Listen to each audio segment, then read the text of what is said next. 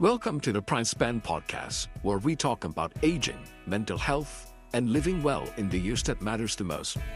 Each week, we cut through the noise to focus on what actually helps you feel clearer, steadier, and more in control as you age. If you're navigating the second half of life or thinking ahead, you're in the right place. Let's get into it. Welcome to PrimeSpan Podcast. Today, we're joined by Sharon Lemoine. Sharon is the owner of Gig Harbor Concierge Medicine and Gig Harbor Medical Spa. She brings more than 25 years in emergency medicine and over 30 years in healthcare. Her work focuses on personalized care, concierge medicine, hormones, menopause education, preventative wellness, medical guided weight loss, and helping people feel more supported in their health journey. But what makes Sharon's voice especially powerful is that she does not only bring clinical experience, she also brings live experience. She is a type 1 diabetic, a thyroid cancer survivor, and a woman who has personally navigated surgical menopause. What I appreciated when Sharon reached out to us is that she connected with something we talk about often here at PrimeSpan. People do not need more noise. They need better support.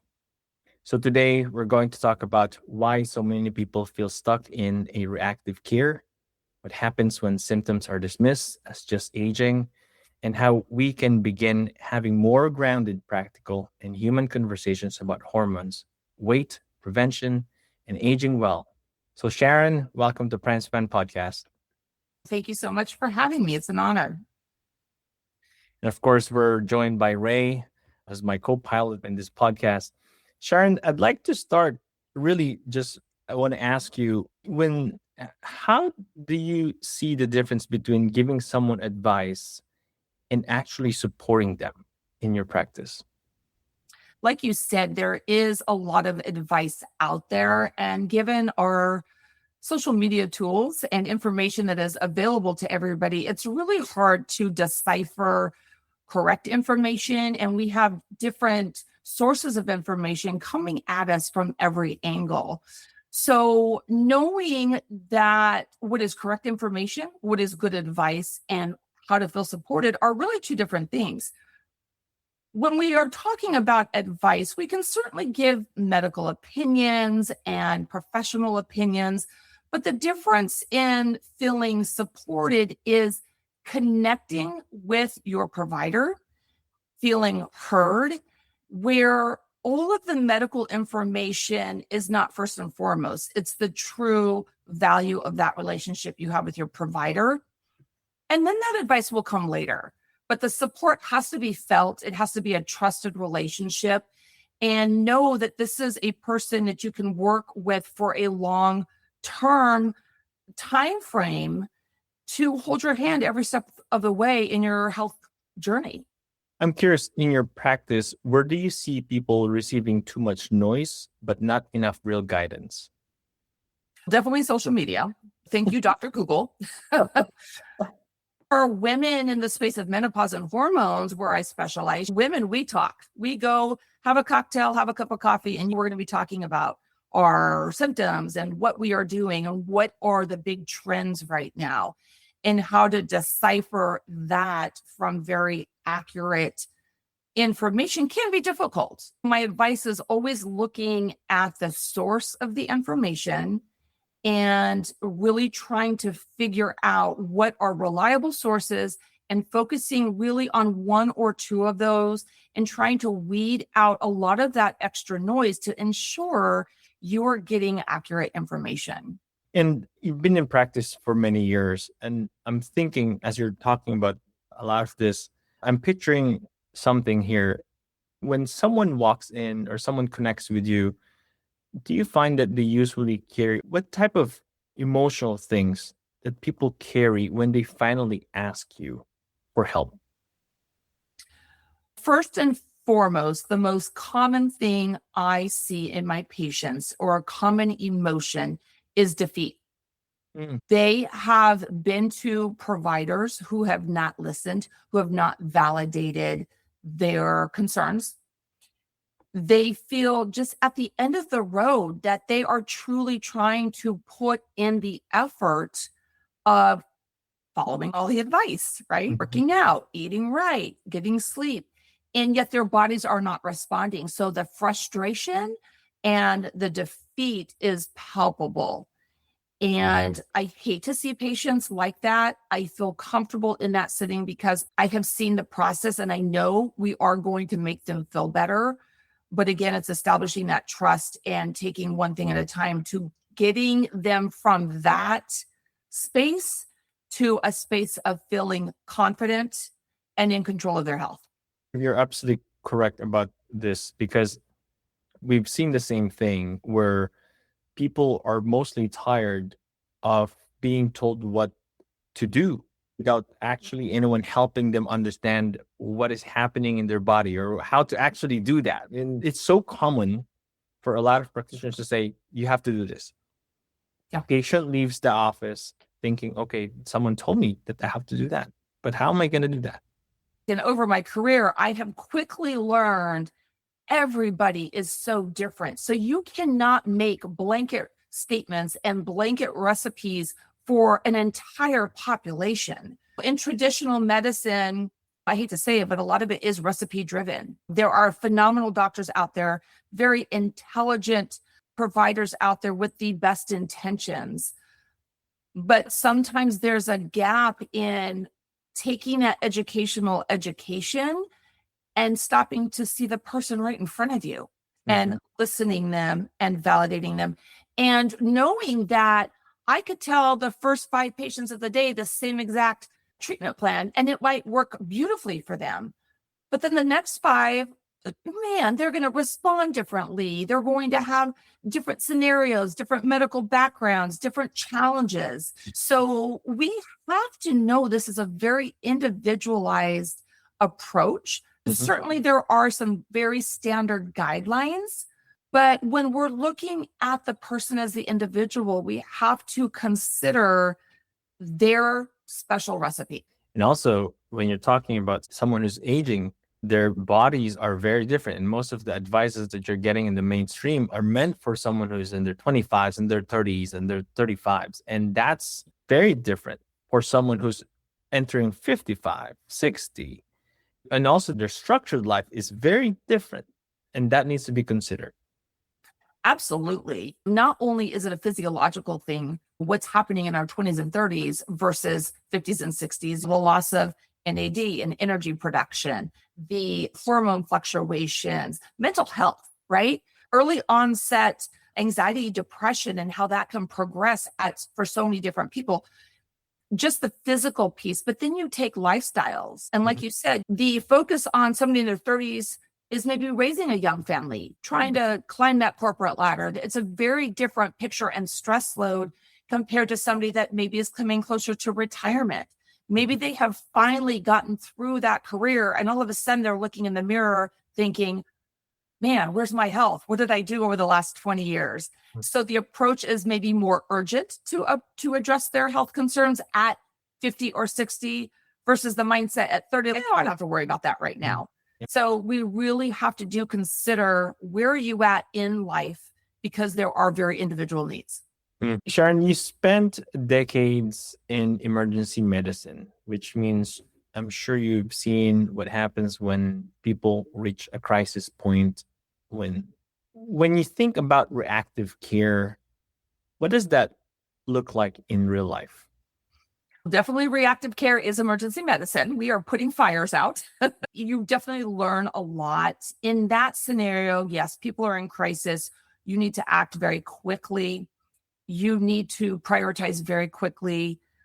And you're not allowed to look at the whole picture. And it's such a fast-paced approach to medicine that really you're trying to keep people alive and moving, and then you're on to the very next patient. That's our system, and that's that specialty.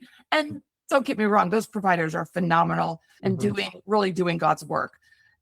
But when we have to look at traditional care versus what people want, there's a huge gap.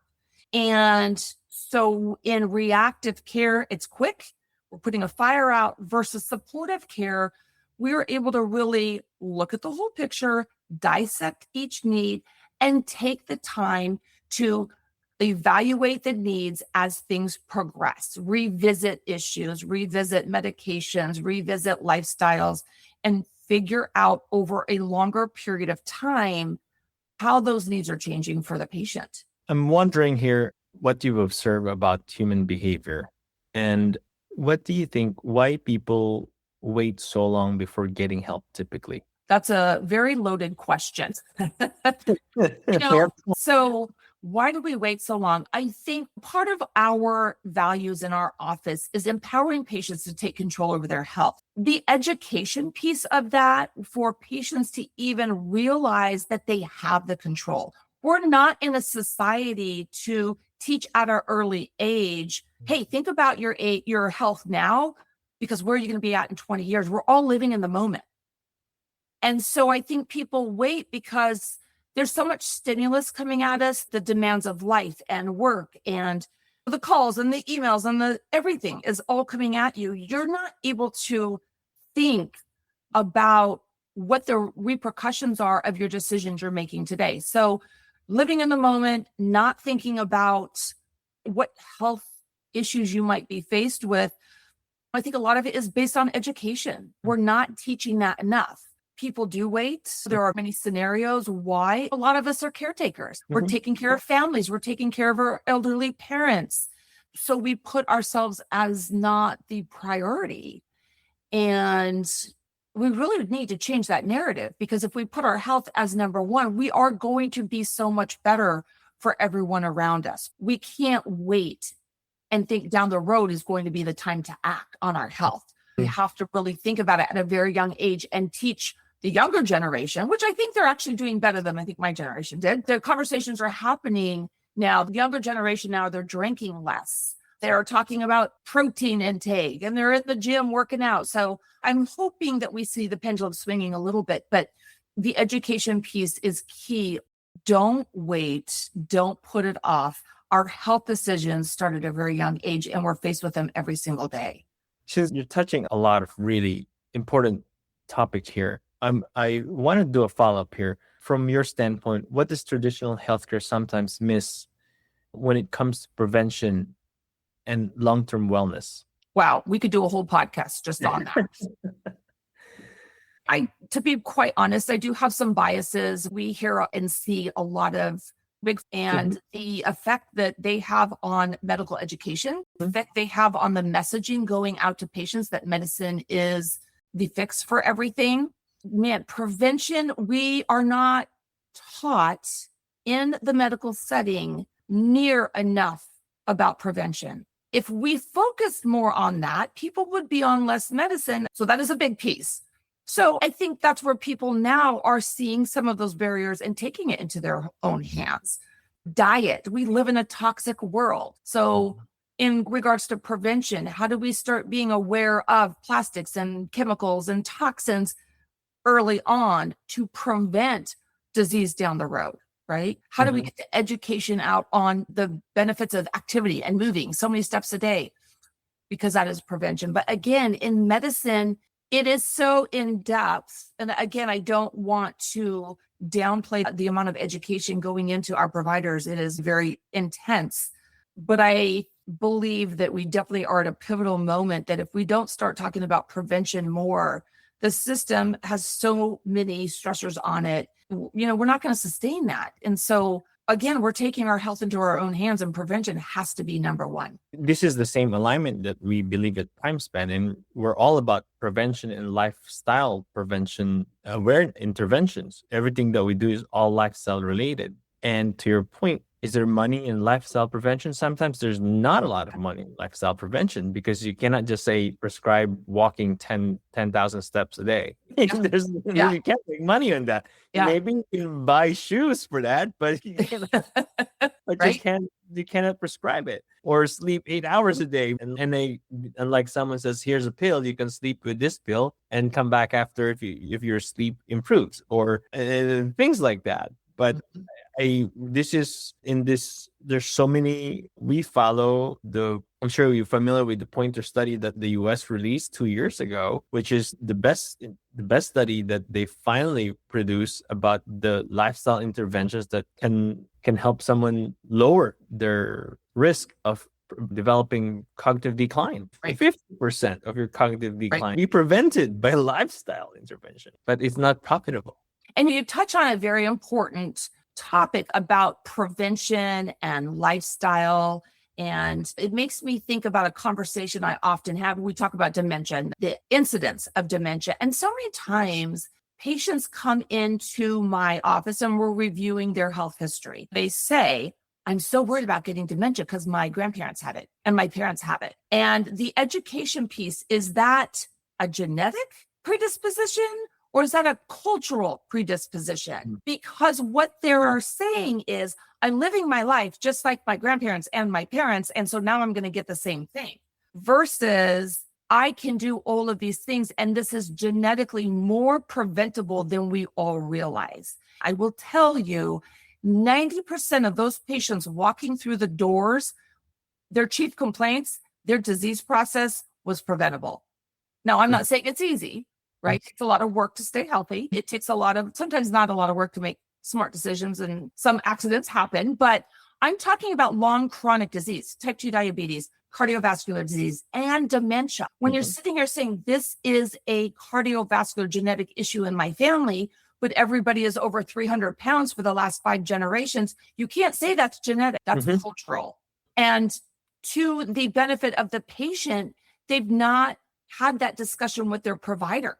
And so here these patients are feeling they have no power over their health and struggling living a lifestyle and blaming it on genetics instead of prevention. That's a brilliant point that you're making, that those two are typically blurred. And it's either blamed on complete genetics or completely blamed on education, lack of education.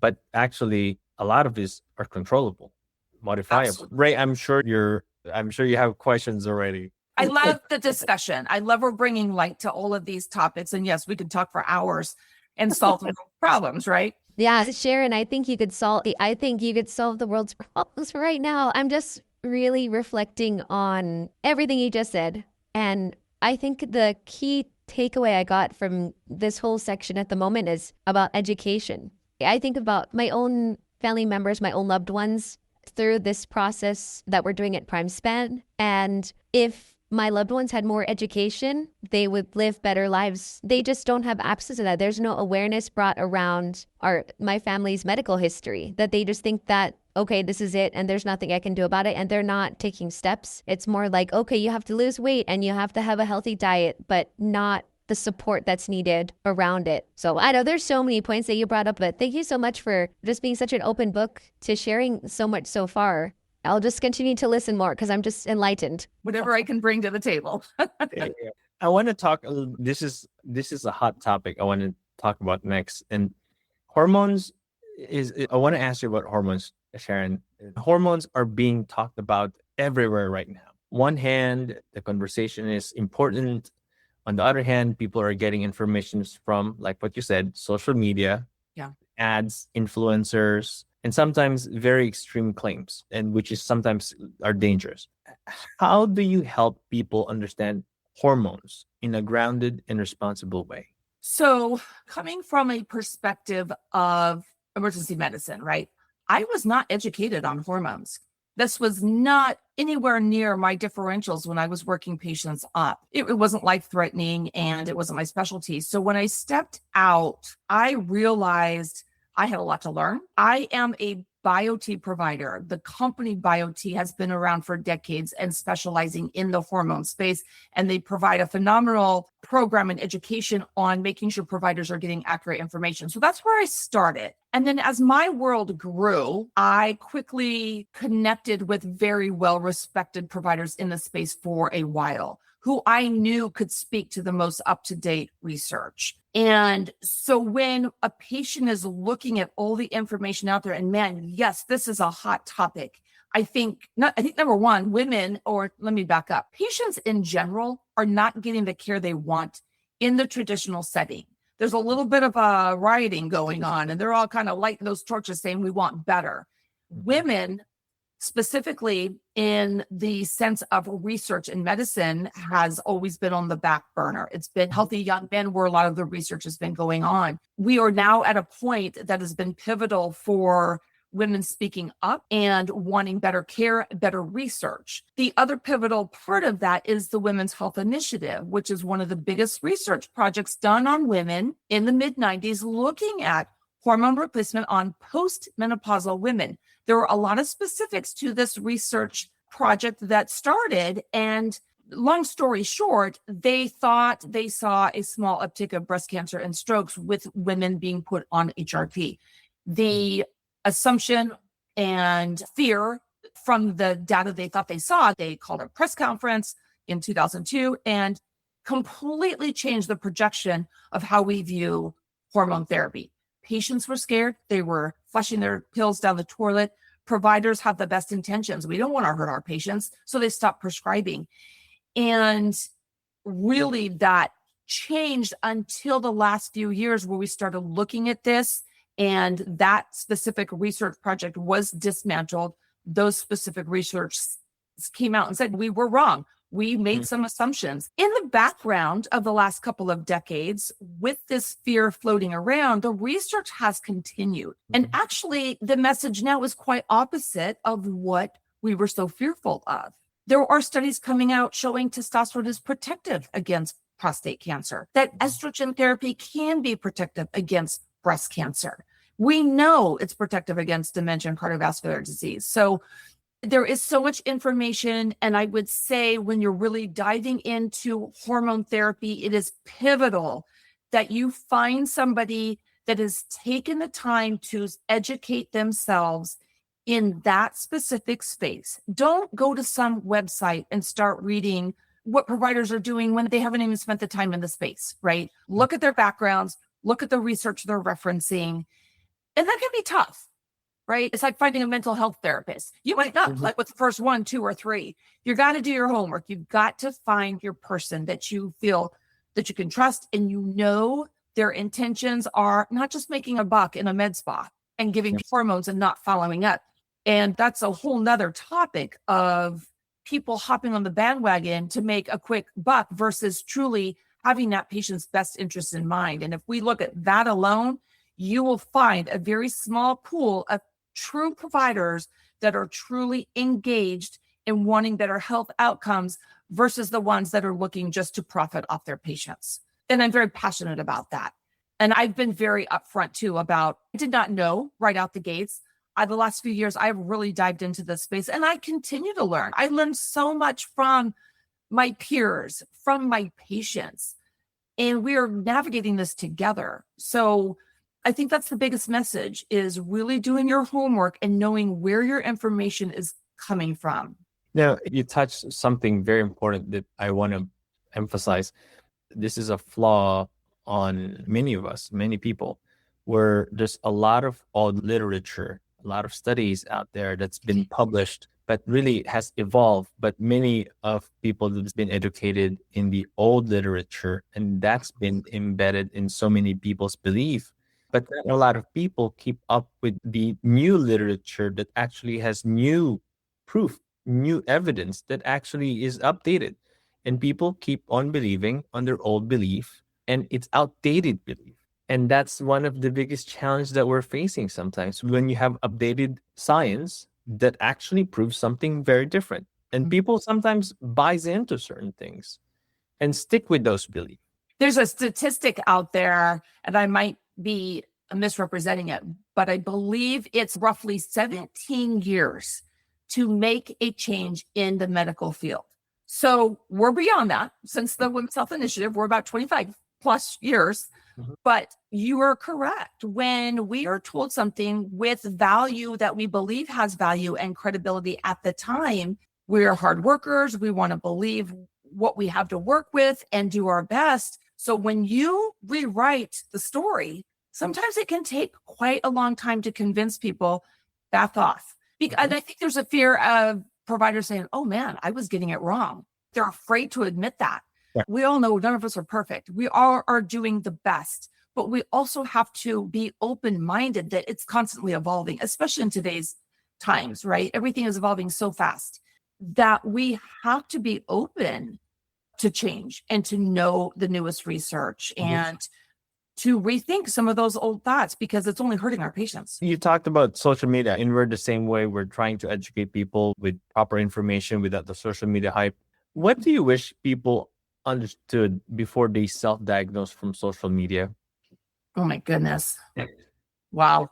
I don't blame them, right? If you look at the system and the average person and how long they have to wait to see a doctor, would I Google my symptoms? Absolutely. Because if I really feel I'm having a problem, I want answers, especially in a world where we can Google anything. So I don't blame people for Googling their symptoms or trying to self-diagnose. I would definitely say do it with a grain of salt. We know AI is only as smart as the information out there. So if it's taking all of the pools of information, whether it's correct or not, that's the information you're going to be given. So to have the education to decipher what is correct and what is not, that's what the providers are here for. So I think it's okay to Google, just try not to self-diagnose and try, and at least you're going into those appointments armed, right? You're like, hey, I read about this. And most of the times patients are pretty darn close to what's going on. So I don't fault them for that, but just please do it with a grain of salt and go into that appointment with, hey, I see all of this information. Help me decipher what is correct and what is not. Especially in this day and age, where information is abundant. Our listeners may not be well educated, and this could be a good time for them to understand this. How does hormones affect energy, mood, sleep, weight, muscle, all of this, overall quality of life? The space I am in now, I would say 85%. Hormones completely integrates into every single one of those symptoms. Now, to what percentage, of course, can vary from patient to patient. But interestingly enough, I got into hormones because I first started getting into the weight loss space. And my general population were middle-aged women. We want to lose that 10, 20 pounds. So they're coming to see me. And their stories were exactly the same. They were tearful. They were defeated. They loved their spouses and their partners, but were not connected. They were struggling on the job with brain fog and clearly fearful that they had early onset dementia in many cases. So when they're coming to me to lose 10 pounds and I'm hearing these types of stories, I quickly realized this is much bigger.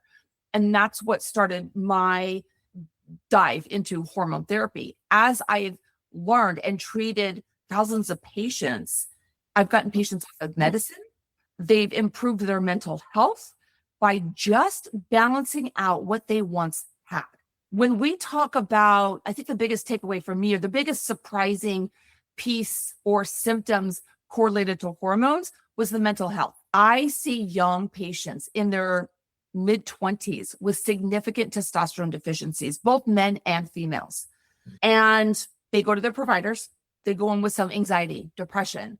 And of course, the first line of treatment in that setting is an antidepressant. Now they have low libido or their sexual health is not thriving. They are flat affect. They really are getting through the day, but not living life, no zest for life, not connecting with others, not thriving from side effects of the antidepressant. That goes well into perimenopause and menopause in the mental health space. Women are coming in with these beautiful lives, and they sit here and say, I don't know why I'm so anxious and irritable. I have a wonderful life. And once we look at their blood levels and I see their testosterone and estrogen is in the toilet, and we sprinkle them with just a little bit, I feel good. I feel like myself again. There is a study done by Cambridge University recently, over 950 women in menopause, and they scored their mental health in regards to irritability, anxiety, depression, a lot of different markers, as well as suicidal. They took these women, they then optimized their hormones on different variations of treatments, and then they rescored them. And those scores showed in the irritability, anxiety, depression areas a 46% improvement. And in the suicidal ideation sector, there was a 92% improvement based on hormone therapy alone. That's huge. And my first thought is, what happened to the women that didn't make it?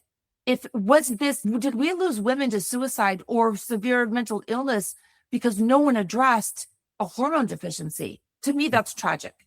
It's neglect. What's that? It's neglectful. Absolutely. Now, again, that was in a medical space. I wasn't taught hormones. So how do I know to look for like this, right? Patients were told hormones are bad. Correct. So I'm so grateful we were in a space to really shed light on this. But the biggest shocking symptom I was not expecting is the correlation to mental health.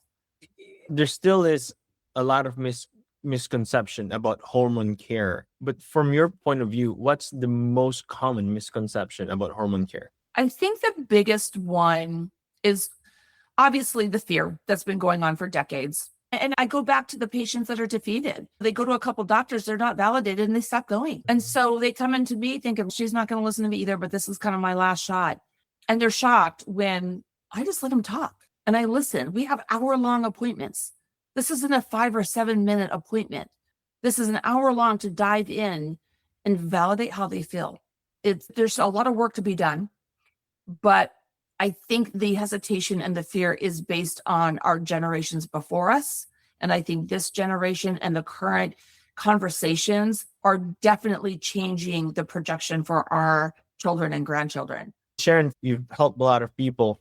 What should people ask before starting any hormone-related treatment? And what's the difference between hormone replacement therapy and hormone optimization? Hormone replacement really encompasses a lot. Mm-hmm. In my practice, we specifically are talking about testosterone in men and then testosterone, estrogen, and progesterone in women. However, all of those symptoms you mentioned earlier, fatigue, weight gain, irritability, sleep, those certainly are on the top list for hormone disruption. However, they can cross over into other issues, vitamin deficiencies, underfunctioning thyroid. So the first thing they should be asking for is a very comprehensive workup to include all the blood work, urine analysis, and testing to address each of these systems. So I can't sit here and talk to a patient for an hour and say, yes, I want you to feel better, and I'm going to give you hormones. When this truly could be a thyroid issue.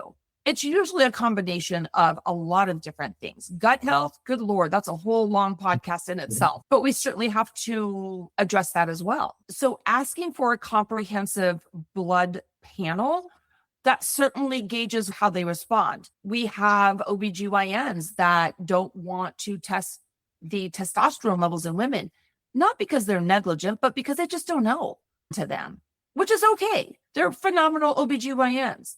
But if you find there's hesitation in just asking for the basic tests right out the gate, that could be a clue that you might want to find somebody more specialized. The topic of hormones, we can have a longer conversation about this, especially for even men under 50, Right. 55s. It's even topic, and it's a huge piece. It's the most important thing about you bring up testosterone is the cognitive benefit. Yes. And right now, when you say testosterone, the most common misconception is the old myth of injecting testosterone. Yeah. And Or you're doing steroids. you're doing And it's steroids. illegal. And it's such a misconception of this topic. I want to, before I move on, to have something in mind. I want to ask Sharon. I want to make sure I check in with you. Thank you. When you asked the question about how do you approach your provider, that was my question, because I think going back to the thought of education, if more people heard your message of what are some things I could ask my provider, or if my provider's not the one, who else, what other specialists can I ask? And I think people don't know what or who to ask for help. So thank you for shedding light on kind of like breaking down the barriers of this. Add on that topic is, I mentioned BioT trained, specifically hormones and wellness. The other piece when you're looking for a provider is somebody that is based with a functional medicine approach. That specialty in itself is looking at root causes versus just medicine, piling on medicine after medicine and not fixing the problem. And that mindset of a functional medicine provider is going to be much more receptive than, let's say, a primary care provider who is really seeing 40 and 50 patients a day and can't take the time to maybe order some specialized testing or have taken the time to look at more of a holistic approach to health. So functional-based medicine, naturopathic medicines or providers tend to be more in the mindset of overall wellness. So that would be a good starting point. You're absolutely correct. And it brings me a quick memory. I'm a new dad, 6 months old. Our son is 6 months old. Congratulations. Thank you, Sharon. And this is nothing talking ill about my provider. And I had my checkup a month after my son was born, and I did my labs and all of those things. And I said to my doctor, I need you to add a couple more panels in these labs. And I said, why do you need it? And I said, because I'd like to make sure I check a couple of things. And he asked me, what do you want to check? I said, I'd like you to check my testosterone level, my cortisol level. And I add 2 more panels. And he said, why do you need to know that? And I said, because I'm feeling different. Don't feel myself. And I know there's something different. And it's not just my A1C that I need to know. I know I'm healthy. I exercise every day. I lead a wellness company, but I know I'm just different. And so I got my results on my testosterone level, and the results was it's within the normal range. And I said, I'm not after the normal range. I'm after the optimal range. Correct. Because normal range is not something that I should be experiencing. Optimal range is where I should be functioning. That's the difference. And I said, I probably need to do something about this. And the answer I got was like, no, you're fine. You're just new dad and stressed. And I said, no, that's not what I want to get out of this conversation. And so just because of PrimeSpan and what I do, I had to take on a lot of the lifestyle changes, my regimen. I move it very differently and monitored my functional glucose just to make sure everything's in check and to turn things around. But just to your point, when you're seeing a normal practitioner versus an actual much more specialist, there's a big difference in their emphasis, and you're not in control of this. And you hit on a very important, big message that normal labs are not optimal. We can hit on this on so many different levels. When we talk about testosterone, and a lot of the education I do in women, a lot of women don't even realize they make testosterone. And it can be more abundant than the estrogen we make. So I explain when I do tests, I'm going to look at a total testosterone and a free testosterone. And before we get together again and you see your lab values and you're going to look at them and be, oh, they're normal. She's not going to treat me. That is not the case. So then when we sit down and I explain them to them, okay, let's look at your total testosterone in a female. Per the lab, they say the normal range is 4 to 50. Number one, are they accounting for, are you 18 or 80? If you're at 4, that's extremely normal, low. and 50 is normal, right? So it's so skewed. However, when I tell them that when we're looking to optimize and get them to a level of feeling their best, symptom management and long-term health benefits, my therapeutic range is 150 to 250. So when I'm sitting there telling them their total testosterone might be 8, and they're like, okay, that's normal. I said, but when I want you at 150, or we could at least go that high if you tolerate it well, that's the perspective they see. And they're like, oh, now it doesn't have to get them to 150 or 250. I could get them up to 80 or 100, just enough so they feel, I say, my saying is, I'm going to make you feel like a rock star, but we're going to keep it safe with no side effects. That's the challenge. But when they see that the difference in how they feel at that higher number that no one else would consider because it was looked at normal, they would never be able to experience truly how they should be feeling. The same thing goes back. I have this conversation every day with thyroid. How many times have we gone to the doctor thinking, I swear I've got a low functioning thyroid? You've got all the symptoms.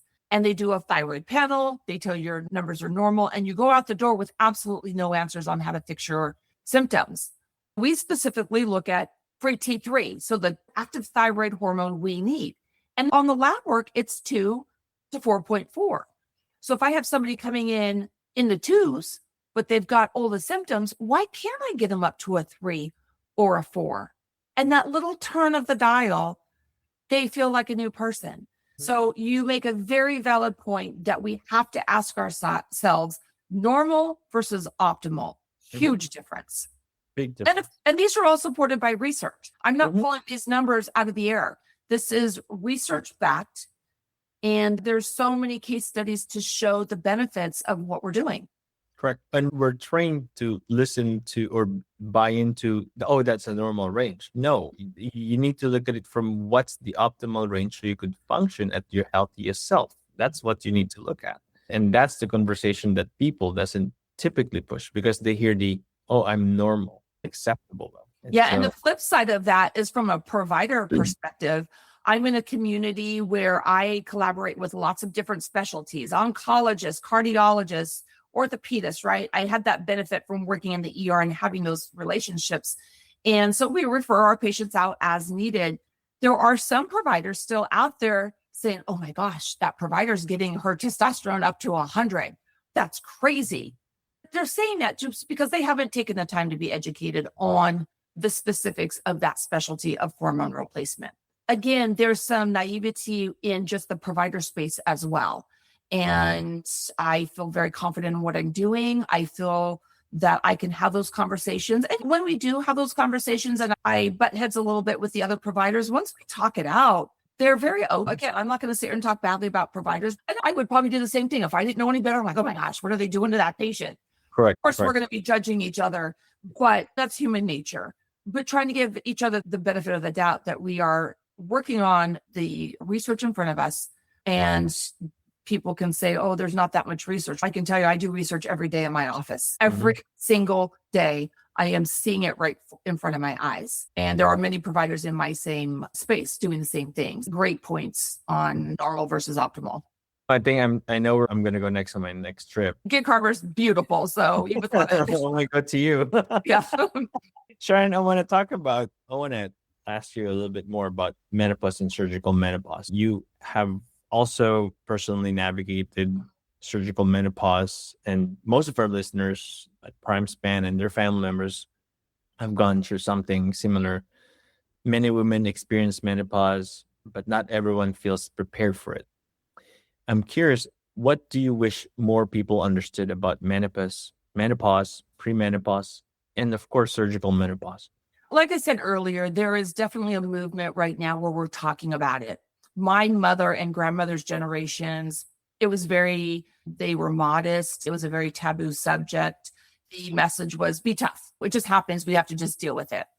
So the fact that we are shedding so much light on it, there is this huge movement with many providers out in the public eye, educating and fighting for the discussion to be had. That's first and foremost. And again, as women, we talk. And so I think if there is a group of women getting accurate information, we're going to spread it because we're going to go tell our friends and our family members. And I don't think it's a matter of the discussion not being had.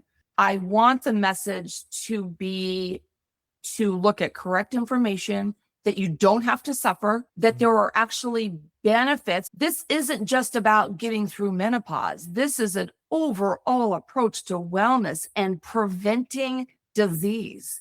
So that's the biggest thing. The symptoms in the moment could be very debilitating. And of course, that's on the forefront when those patients are coming through the door. They just want to feel better. They want to function. But the bigger conversation is, let's get you feeling better now, and let's ensure 20, 30 years down the road, you're going to be healthy. For me, I always think of my health struggles as a blessing. I think God's got a plan for sure. And so I was diagnosed as a type 1 diabetic at the age of 31 when I've always been so health conscious. And at the moment, I thought, this is really unfair. When I get something, I can't even reverse.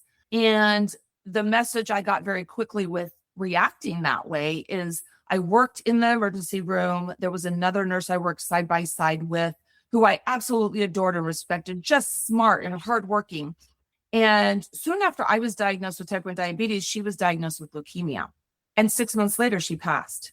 And I felt very fortunate for my diagnosis because even though I had something I could not reverse, I have something I can choose to control. At the time, there was a couple of nurses in the ER I looked up to because they were big time runners. And I thought, oh my gosh, that's crazy. You just went and ran for an hour straight. And I started getting together with them and running. And 13 months after my diagnosis, I did my first marathon. And for me, that was coping. That was me saying, you know what? I'm going to be in control. I choose to not let this define me. I choose to not succumb to the health projections that are not that great with that type of a diagnosis. So again, it's a gift. It's made me a better provider. I've understood the disease process better and has definitely made me give the best care to my patients in that setting. Going through surgical menopause, this was right before I dove into hormone replacement in my practice. So I got to experience that. Again, a gift, because I walked in the shoes and I felt what it was like to overnight lose my estrogen production and go without it for 5 years. I was on no HRT for 5 years. Now, I will say, in the defense of my doctor, and he's wonderful, he did offer me a very small dose estrogen patch. And I wore it. I didn't feel any different. And I stopped wearing it. So for 5 years, I really went untreated with hormones.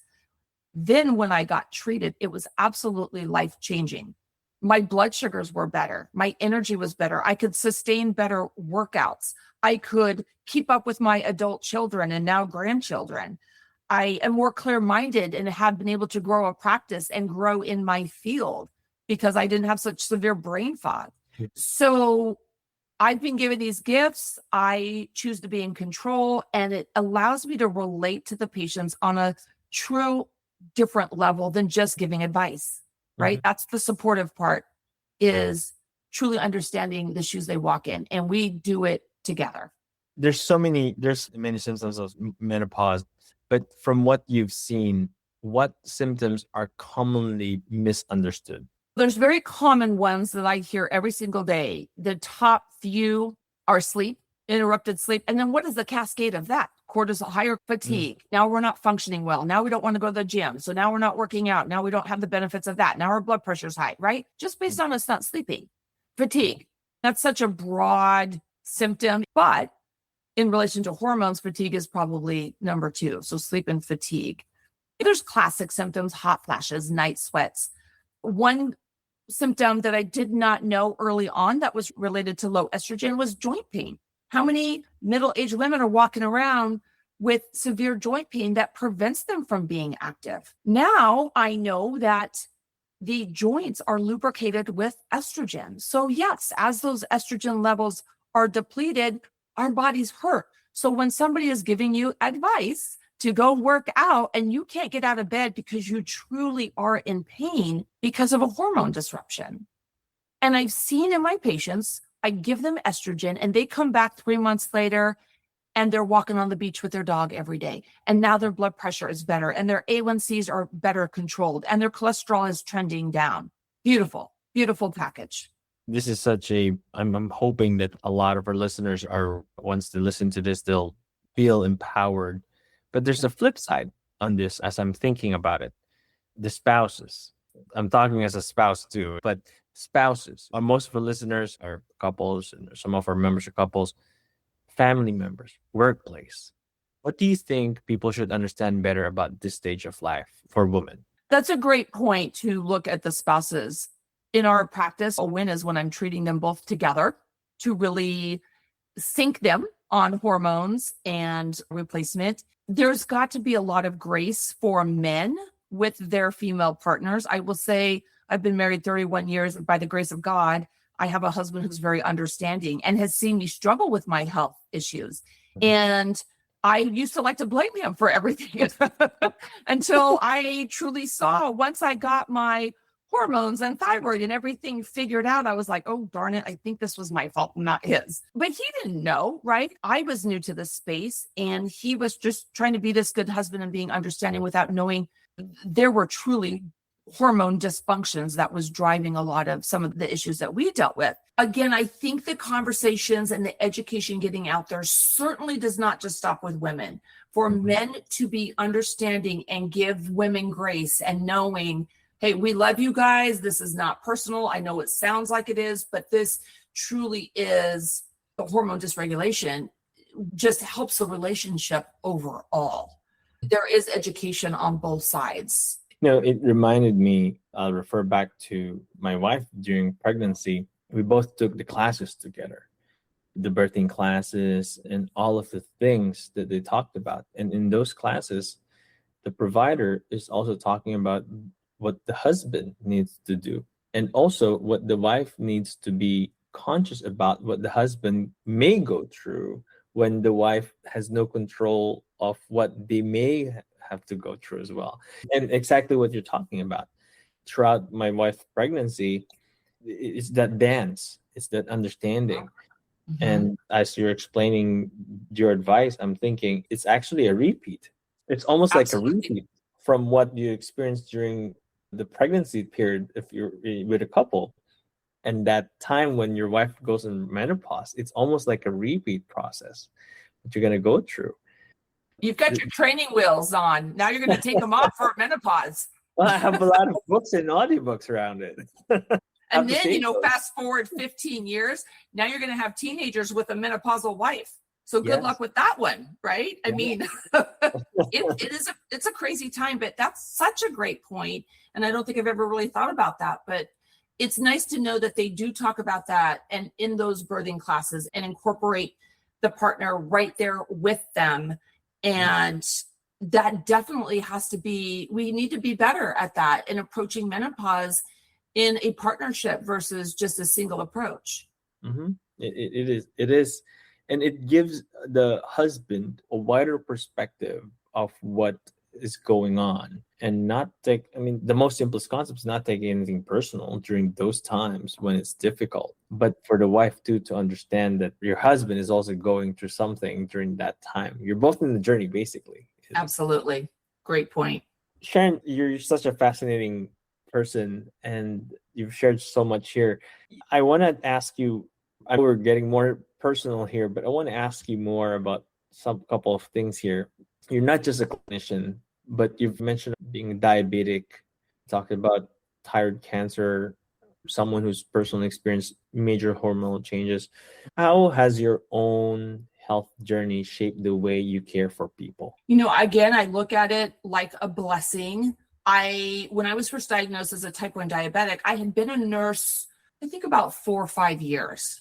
And going into that diagnosis, you would think somebody in the medical field would understand it. And there was so much I still did not know. So as I was learning to navigate my own health, every day in the emergency department, I would see diabetic patients and was certainly able to relate on a whole different level than maybe my peers I was working with. As time progressed, that has really helped me develop my mantra to make sure my patients know they are in control of their health. There are so many diagnoses that we can correct, that we can reverse. And unfortunately, my diagnosis, I can't correct. Type 1 diabetes, you do not make insulin, and there is no known treatment to fix that problem. You have to replace insulin the rest of your life. Your pancreas and those cells just will not produce it. But that doesn't mean I had to succumb to the disease. Do I work really hard? Absolutely. Am I perfect at it? No way. I fluctuate. I have moments. It's a constant effort and a lot of work to stay healthy. But again, it's a choice. When I was diagnosed with thyroid cancer, I was also diagnosed with Graves' disease, which is a hyperactive thyroid with a whole set of symptoms, and it is autoimmune. My body was attacking my thyroid. Again, there was a couple different treatment options. Personally, what fit my lifestyle and what I thought the best option for me is to have my thyroid removed, which put me in a position where I have to be reliant on thyroid medication the rest of my life. But to me, I took control of it. I did not want to trial other medicines to see if they would work on my thyroid. It was the right decision for me. I'm not saying that's the right decision for everyone, but again, I took control. I made decisions what fit my needs the best. Same thing with menopause. I was having a lot of issues hormonally. I was anemic from really heavy menstrual cycles later into perimenopause, and having a complete hysterectomy was the right choice. And I'm coming up on 57 years old, and I am not even exaggerating. I am in the best health in my 20s, So it is doable. And I've had a lot of barriers to overcome, and I still constantly have to watch my blood work and making sure I'm getting my workouts in and limiting alcohol and limiting carbohydrates. But I do it to be there for my family. That's number one. Again, I use my faith to really think God's got a plan. None of this was a mistake. And if I can use this and steward my body to be an example to others, to honor the gift we've been given, and to set an example to my patients, that is very important to me.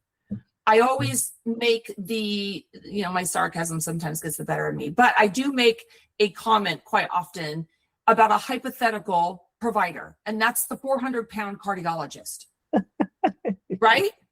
Yes. We are providers. We have a responsibility to set an example for our patients. If I'm having a heart attack or a cardiovascular event, and I'm going to take advice from a cardiologist, do you think I'm going to listen to the one that is fit and working hard? And that sounds very judgmental, and I don't mean that.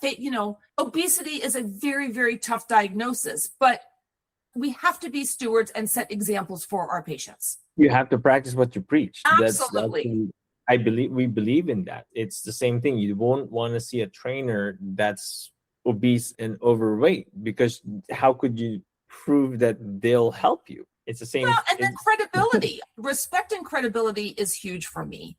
And that's another driving force for my health is I want to make sure people know that I have similar struggles as they do. It's doable. Let's do it together.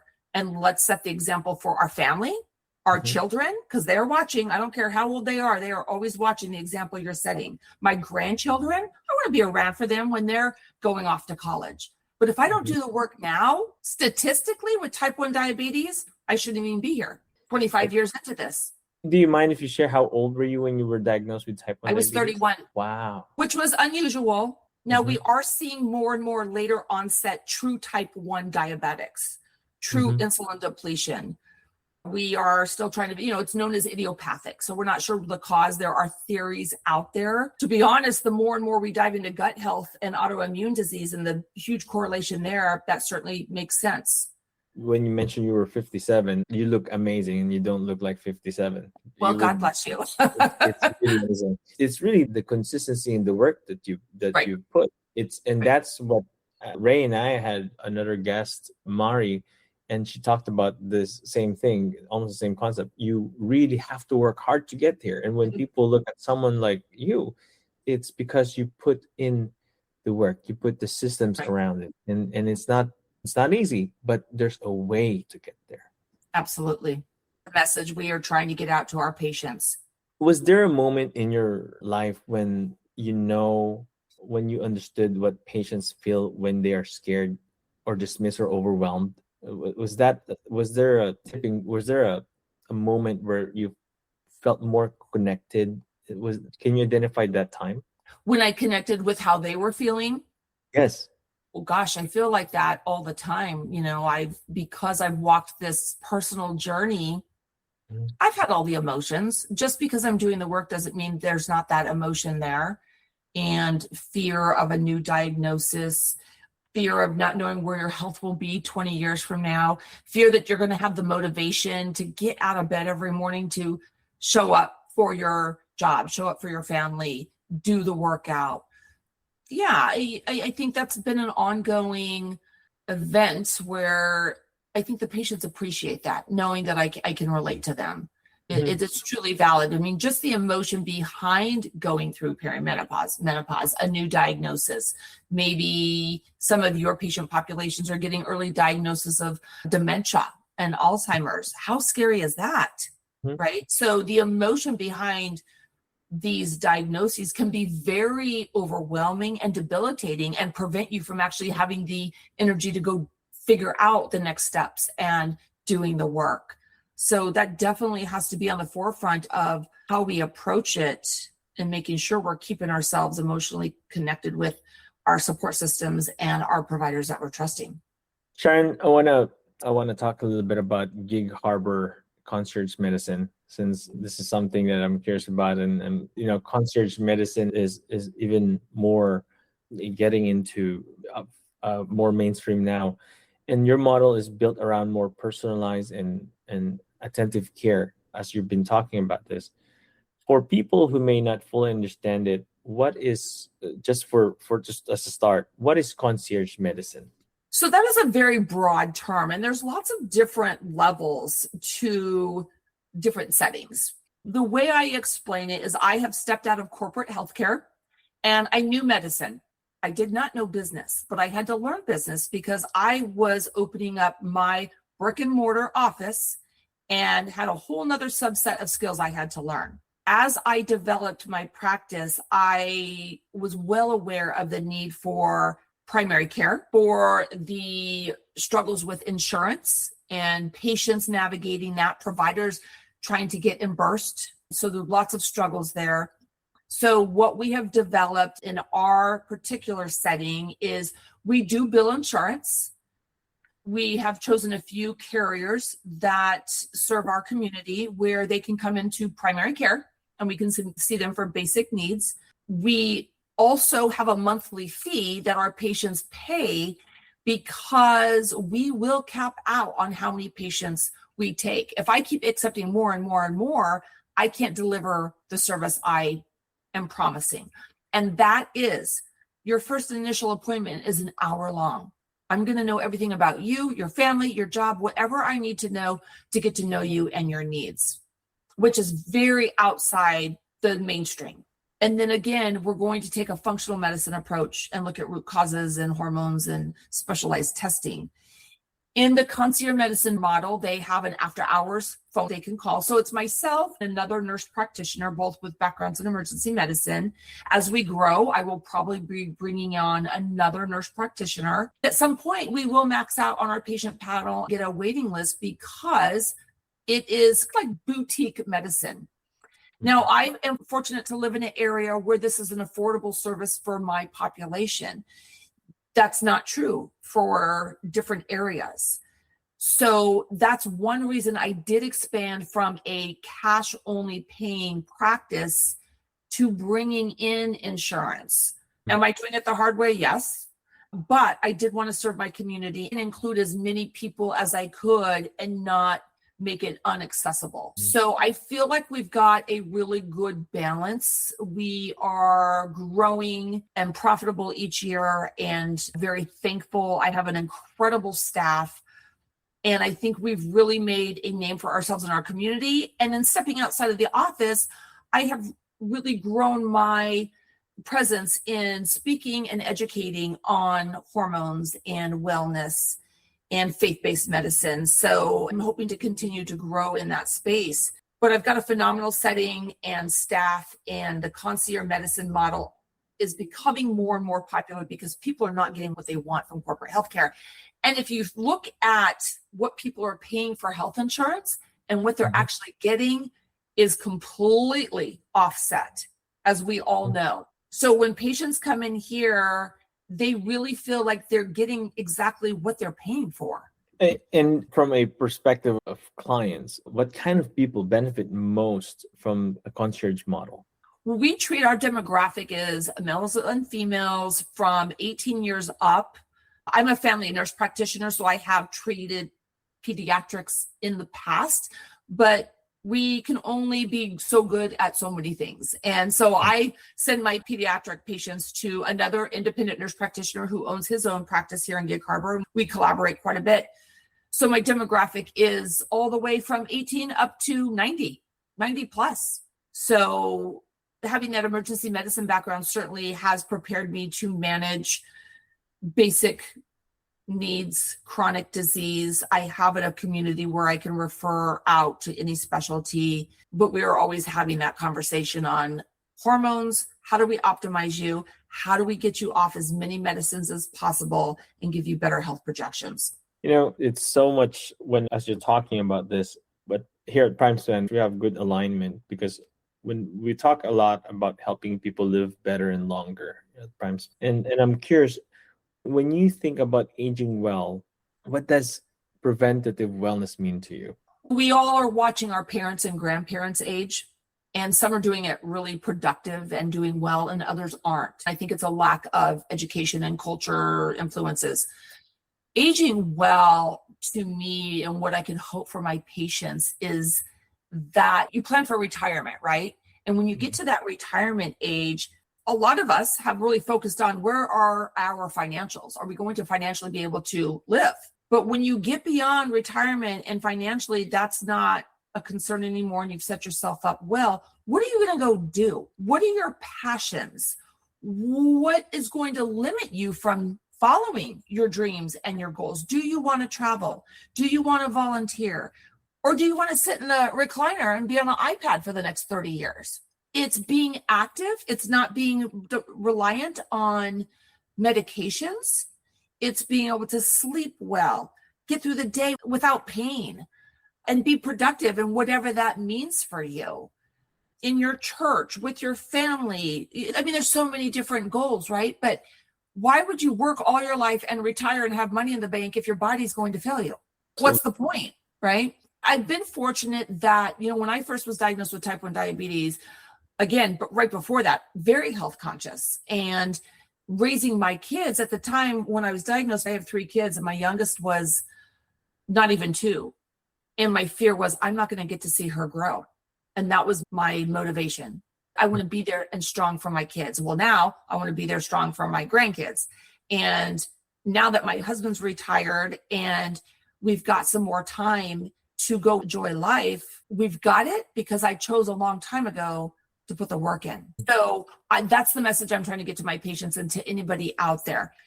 It's not too early to think about it, and it's not too late to start. It's exactly what we tell people. It's every time we interact with anybody, we always remind people it's not too late to start and make the changes in your life. There's no such thing. You can always start. Ray, I'm sure you're brewing with some questions. I'm curious if you want to ask Sharon a couple of things. I'm on my roll. I'm on a roll here. No, thank you. I'm really, every time we have a special guest, I really reflect on my own personal journey and things that I can do to improve and inspire my own family. They listen to the podcast too. And I'm like, you have to listen to the episode. We're privileged to get to know our guests and your experience and your expertise. And everyone just wants to help people. Everyone that we've come to, they just want to help people. And that is what we're here to do as well. We just want to help people be better and do better. So thank you for just being so real. We wish you were closer. Well, like I said, this has been so great to really reach out globally with so many different providers. And again, it takes a village, and we really have to stick together to educate and get the word out. Sharon, I have one segment that I've been testing out with our guests in our podcast, and it's the rapid fire round of question. Okay. And this is where I typically ask a question. It's up to you if you want to answer it with one word or a sentence, but I'll give you rapid fire questions. It's no right or wrong, and you can tell me move on. I'll move on to the next question. But Perfect. I love this. I want to take us there, and I also want to be respectful of your time. I didn't realize that we hit an hour plus mark, and we're having fun with this. This is great. No, but this sounds like fun. Give it to me. Yes. So I want you to start with completing this sentence. Aging is blank. Aging is, oh gosh, this is harder than I thought. Aging is challenging. Let's start with questions. One health conversation adults should stop avoiding. Convincing themselves they're not capable of making change. Love it. One symptom people should stop dismissing. Fatigue. Most understood part of menopause. Mental health. One thing women should know before surgical menopause. Big decision. Consider it heavily. One thing men should understand about hormones. Be graceful. I love it. Most underrated part of preventative wellness. Exercise. One thing people get wrong about weight loss. It's not about the number on the scale. It's about how much lean muscle mass you have. Which could be skinny fat. You could. Not healthy. One thing people should ask their provider this year. For a comprehensive hormone blood panel to include testosterone and all the hormones and a full thyroid function. One thing people should stop blaming themselves for. The lack of education is not their fault. Very strong point. Most important habit for long-term health. Reminding yourself you're in control. One thing people should start doing immediately. Believing in themselves. And last one, what does living better longer mean to you? Living longer healthy and being productive and happy. I love that. You know, Sharon, you've been so generous in this podcast. It's been so great. Ray, I'd like to just talk a little bit about what's going on in the PrimeSpan world and pass it on to Sharon, how people can find Sharon as well. Thank you. Thank you, Sharon, for such an insightful, inspiring, and raw conversation. Your patients are so fortunate and lucky to have someone who's on their side and rooting for them. I wish that we were near, then we could all that would be great. Maybe we'll have to take a PrimeSpan road trip. So how can our members learn more about PrimeSpan? Well, I believe you're listening to our podcast on one of our platforms. You can find us on Apple, Spotify. We're now on Audible, YouTube, and Substack. So take a listen to the podcast and other episodes like Sharon. Our other guests really share a lot of insight on their own experience, different platforms, different points of view. And it's really valuable. And we really appreciate our guests like Sharon for giving up their valuable time and expertise. At PrimeSpan, we have our build coaches that can help you take steps towards building your lifestyle habits. If anything that resonated with you in today's conversation gives you a boost or a starting point, our coaches can help you get there. Simple, small habits and focusing on some of your goals. So we're expanding our coaches to help us share more about PrimeSpan, to share more about our mission of helping people take those steps for better health. Because in today's conversation, we talked about people understand what's important, but not how to get there. What is the support needed to get there? So we can help you do that at PrimeSpan with our coaches. And if you're interested to learn more, please feel free to reach out to us and visit our website at primespan.life. Sharon, do you want to share with our listeners how they can find you? What handles on social media? Yes. If for the most in-depth information, you can go to my YouTube channel, Health, Hormones, and Faith. And there's longer videos and really dissecting a lot of what we talked about today in more depth on each conversation and more videos to come. I own Gig Harbor Medical Spa, so Gig Harbor Med Spa on Instagram. And then my personal Instagram is the Concierge NP. Most people can find really valuable information, fun videos, and reach out with questions because, again, this is all about educating our population. And if anybody out there is looking for opportunities, I'm trying to learn and be available for more opportunities to educate, whether it's on a stage, in a podcast, always feel free to reach out. This truly is my passion. And I am so grateful for the time that we've had today. Sharon, again, thank you for the generosity, for the wisdom. I'm sure all of our listeners will find this conversations helpful. Would love to have you another conversation. I'm sure we have other topics we could talk about. There's many more. There's so many topics. We could dive into many more. But for our listeners, if today's conversation resonated with you, try to take 5 minutes today to ask yourself, am I feeling supported in my health or am I only collecting advice? What symptoms have I been dismissing or is this just aging? And really try to take control of your health. And that's really what we're trying to give in this podcast. Hope you enjoyed this conversation. Until next time. Bye for now. Thank you for spending time with us. If today's conversation gave you clarity or steadiness, take that with you. We release new episodes weekly. Follow the PrimeSpan Podcast on Apple Podcasts so you don't miss what's next. Until next time, take care of yourself and keep living well.